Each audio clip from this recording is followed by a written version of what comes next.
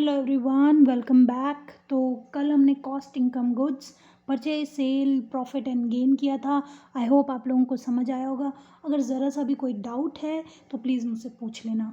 आज हम करेंगे स्टॉक। स्टॉक को इन्वेंट्री भी कहते हैं। स्टॉक को हम क्या कहते हैं?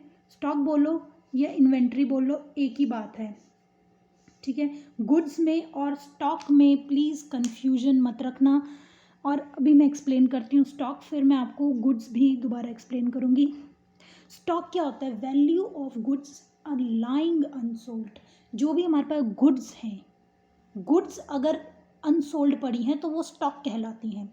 गुड्स अगर वैल्यू ऑफ गुड्स, गुड्स नहीं, सामान नहीं, सामान की कीमत, वैल्यू ऑफ गुड्स अगर हमारी अनसोल्ड है तो हम उसको स्टॉक कहते हैं।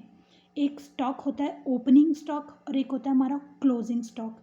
किसी भी अकाउंटिंग ईयर, जिसको हम फाइनेंशियल ईयर कहते हैं, फाइनेंशियल ईयर शुरू होने से पहले जो भी वैल्यू ऑफ अनसोल्ड गुड्स होती हैं उसको हम ओपनिंग स्टॉक कहते हैं। मतलब अकाउंटिंग पीरियड के बिगिनिंग में जो अनसोल्ड गुड्स हैं उसको हम बोलते हैं value of unsold good. Value पे ध्यान देना है, सिर्फ सामान, क्योंकि हम अकाउंटेंसी में मॉनेटरी टर्म को ही रिकॉर्ड करते हैं।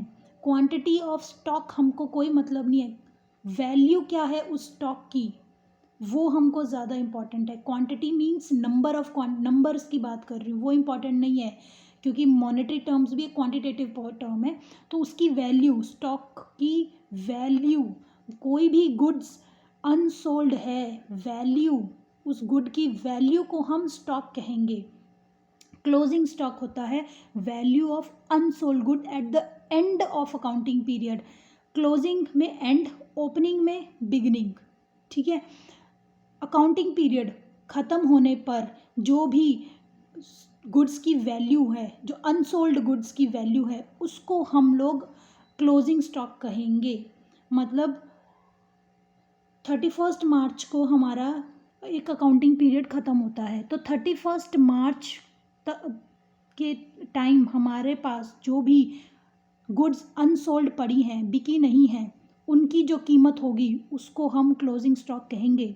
और 1 जनवरी को जो भी हमारे पास गुड्स अनसोल्ड होंगी, बिकी नहीं होंगी, उसकी वैल्यू को हम ओपनिंग स्टॉक कहेंगे, ठीक है। अब स्टॉक का मतलब समझ आया? सिंपल वर्ड है कि जो भी गुड्स हमारे पास बिकी नहीं हुई हैं, पड़ी हुई हैं, उसकी कीमत को हम स्टॉक कहते हैं, वैल्यू को स्टॉक कहते हैं। Value of goods lying unsold is stock.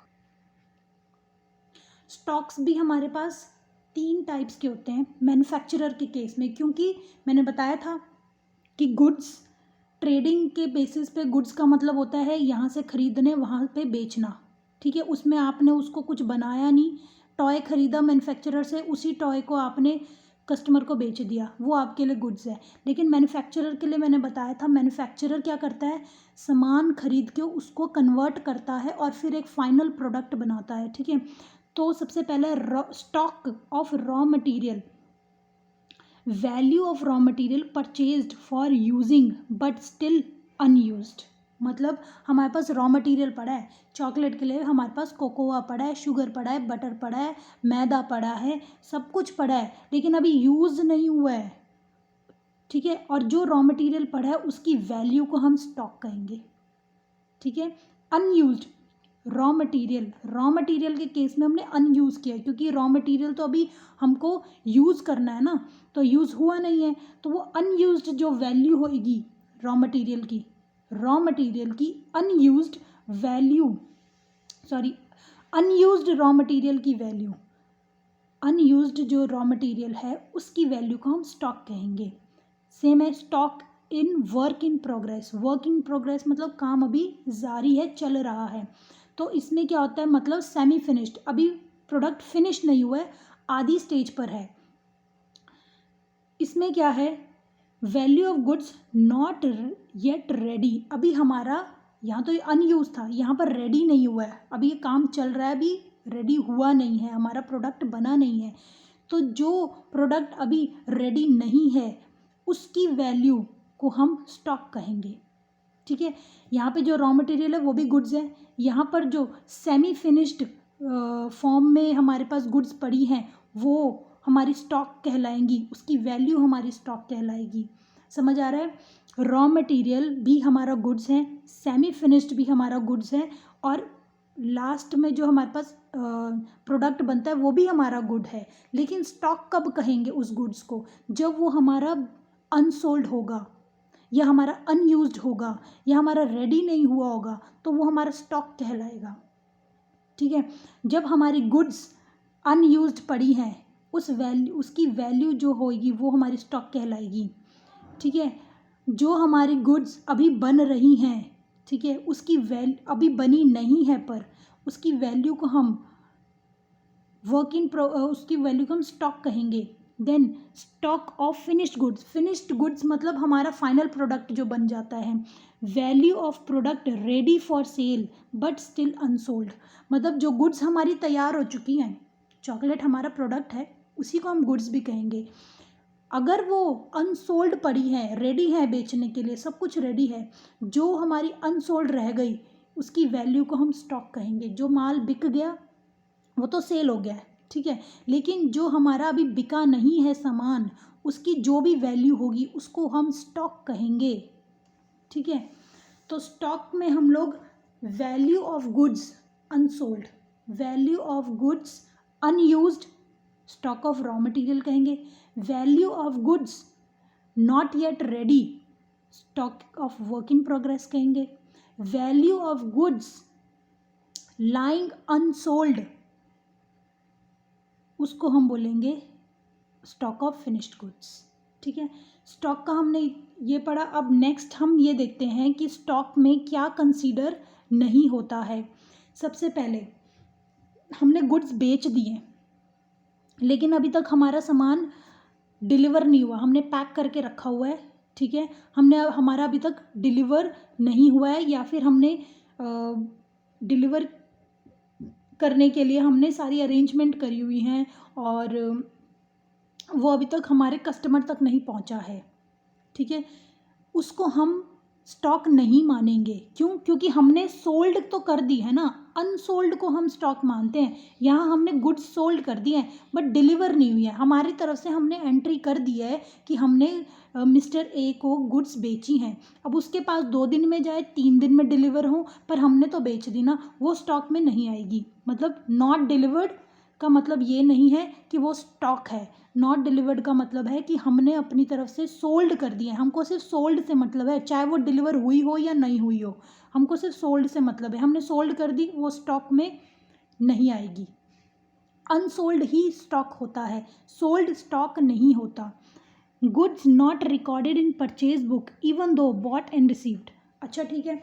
दूसरी चीज़ मैंने आपको बताया था कि हम परचेज वर्ड हम गुड्स के लिए यूज़ करते हैं। ठीक है? और हम लोग गुड्स जब परचेज करते हैं तो लेजर में एक लेजर में नहीं, जर्नल में हम परचेज बुक बनाते हैं। जैसे हम जर्नल बनाते हैं ना, अभी उसको हम नेक्स्ट टॉपिक में कवर करेंगे, नेक्स्ट चैप्टर में, कि परचेज बुक क्या होती है। तो परचेज बुक ये समझ लो इजी वर्ड में कि रिकॉर्ड रखना परचेजेस का। ठीक है? डेली बेसिस में हम लोग बिज़नेस में जो परचेजेस होती हैं, बिज़नेस भी तो परचेज करता है, तो बिज़नेस की जो परचेजेस होती हैं उनको परचेज बुक में रिकॉर्ड किया जाता है। अगर हमने रिकॉर्ड नहीं किया है कि हमने ख़रीदा है या कोई चीज़ रिसीव करी है, तो वो भी स्टॉक कंसीडर नहीं होगी। वो स्टॉक में तभी आएगी ना जब हमारे पास हमने बुक में एंट्री कर दी है। ठीक है? मान लो हमने ऑर्डर तो दे दिया लेकिन हमारे पास आया नहीं है अभी बिज़नेस के पास। बिज़नेस ने क्या किया कि बिज़नेस की जो गुड्स हैं वो अभी उन्होंने रिकॉर्ड नहीं किया, परचेज़ तो कर ली लेकिन बुक्स में एंट्री नहीं की कि हमने परचेज़ की है। तो जब तक रिकॉर्ड नहीं होगा तब तक वो स्टॉक नहीं माना जाएगा। स्टॉक तभी से माना जाएगा जब तक वो बुक्स में उसकी हम लोग रिकॉर्ड की एंट्री कर देंगे। समझ आई? बिज़नेस जो परचेज कर रहा है उसकी एंट्री जब तक रिकॉर्ड नहीं होगी तब तक वो स्टॉक नहीं कहलाएगा। तो स्टॉक का मीनिंग मैंने बताया बहुत अच्छी तरह। गुड्स होते हैं, कोई भी चीज़ हम जो खरीद रहे हैं वो हमारी गुड्स कहलाती हैं। थिंग्स परचेज्ड फॉर रीसेल, हमने बेचने के लिए जो ख़रीदा है वो हमारा गुड्स है, जो मैन्युफैक्चरर पॉइंट ऑफ व्यू से अलग होता है और ट्रेडर पॉइंट ऑफ व्यू से अलग होता है। और स्टॉक होता है वही गुड्स अगर अनसोल्ड पड़ी हैं या अनयूज्ड पड़ी हैं या अभी रेडी नहीं हुई हैं, उनको हम स्टॉक कहते हैं, उसकी वैल्यू को हम स्टॉक कहते हैं। Stock is valued at cost price और realisable value price whichever is less. हम जब भी, क्योंकि अब अकाउंट्स के आप प्रैक्टिकल क्वेश्चंस करोगे तो उसमें हम लोग स्टॉक की वैल्यू कैलकुलेट करेंगे, तो वैल्यू हमेशा स्टॉक की वो रिकॉर्ड होती है जिसकी वैल्यू, जिसका प्राइस कम होता है।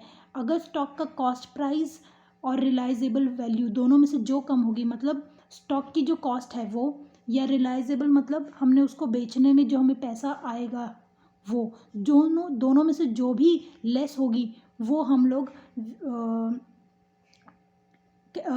एक्सेप्ट करते हैं, उस वैल्यू को हम एक्सेप्ट करते हैं जो कॉस्ट प्राइस और रिलाइजेबल वैल्यू में से कम होती है। ठीक है, स्टॉक समझ आया। नेक्स्ट वीडियो में हम आगे के टॉपिक्स को कवर करेंगे। Please do like my video, share my video and subscribe to my channel. और कोई भी डाउट है तो प्लीज़ पूछना, because I am trying my best कि आपको ईजी वे में, बहुत क्लियरली और बहुत ज़्यादा डेप्थ में और बहुत ईजी लैंग्वेज में मैं आपको एग्जाम्पल्स के साथ साथ एक्सप्लेन करूँ। Thank you so much.